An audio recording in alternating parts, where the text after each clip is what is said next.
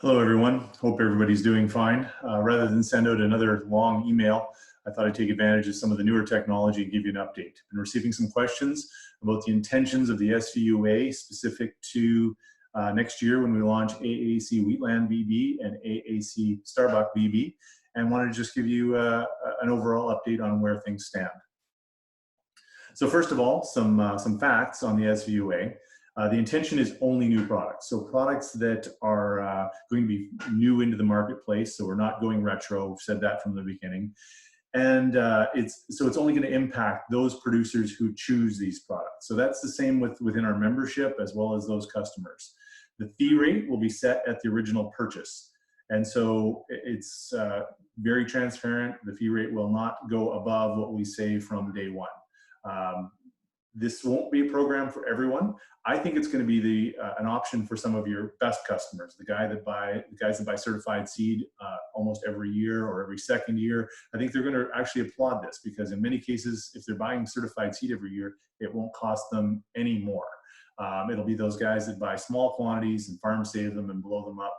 Those are the ones who will be a little more sensitive to this. So for your best customers, those high-end producers, this is going to be a great fit. It's important that the products that we include in this program must show value. And so there's been saying, wow, I was really looking forward to seeing AAC Starbuck BB and AAC Wheatland BB launched. And this is going to hold them back. And so it may hold them back from some of those customers who are more sensitive. But the customers who are high-end producers, once again, I think it'll have a great fit for them.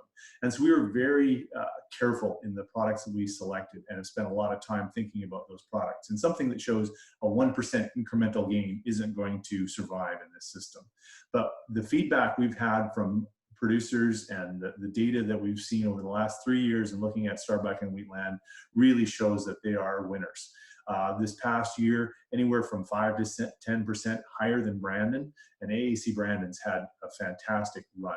And so these varieties have been outdoing Brandon by 5 and 10%, and that's significant value to end-use customers.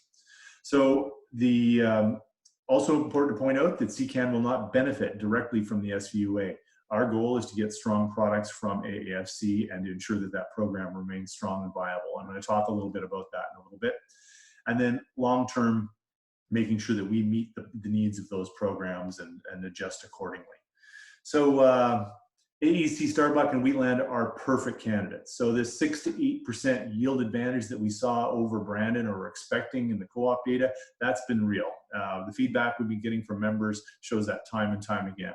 Strong straw, low dawn, midge tolerant. It was actually members that suggested, well, if we include the SVUA on midge tolerant varieties, it's really not that much of a stretch over the restriction that's in place now. So that is part of the factor, is it's going to be less disruptive because there's already the midge tolerant wheat stewardship agreement in place on these two varieties. And there are options outside of both of these new varieties. So Elida and Warman just launched in 2019. Both of those are still available. We've got Brandon, and we've got new products coming, PT599 and AAC Red Star, all without an SVUA. But I really do believe that the value of Starbuck and Wheatland will drive the demand for them.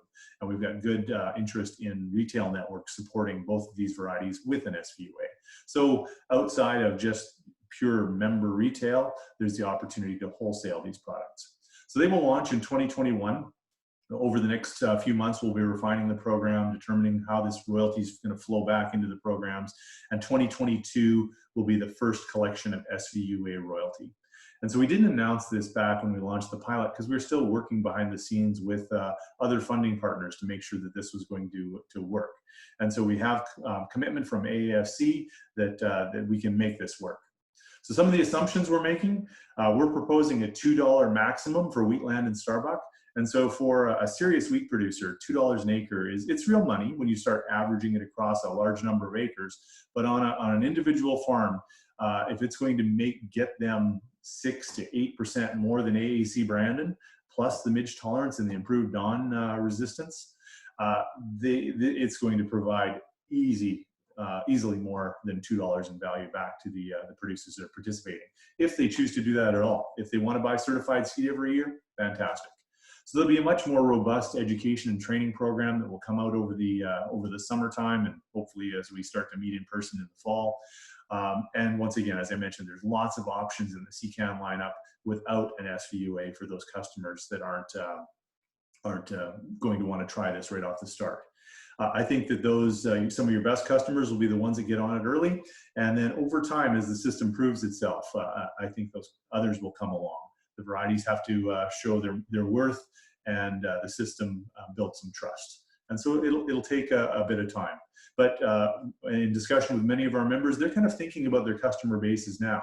Who will want this, who won't, and then having both products in place. So it may give varieties like AAC, Elida a much longer run. And I've often been asked, what about the fee? Will it drop off over time?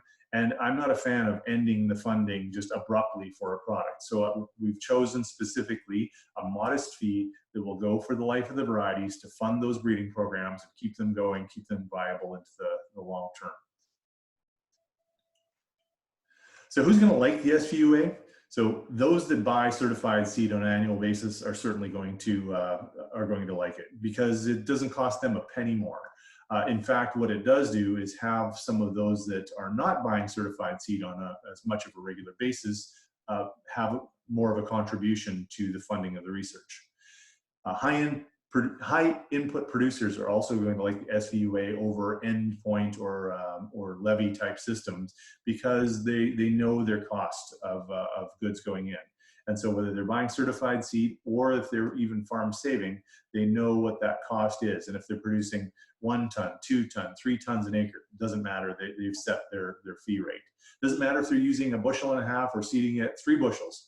It's still the same rate. And so those guys that are using higher fertility, higher seeding rates, pushing production, they're not paying anymore. So they will like this system.